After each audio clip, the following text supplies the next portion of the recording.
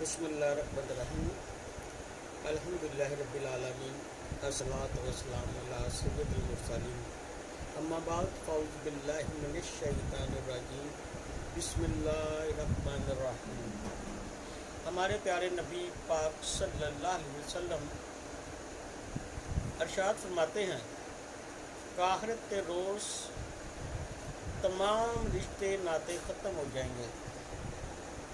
اور میرے ساتھ میرا نسب جڑے گا،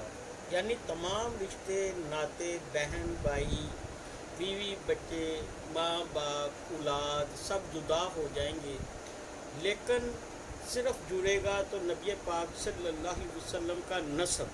اہل بیت، جو علی آل نبی اولاد علی ہے، وہ نبی پاک صلی اللہ علیہ وسلم کے ساتھ جڑ جائے گی۔ دعوانا ان الحمدللہ رب العالمین۔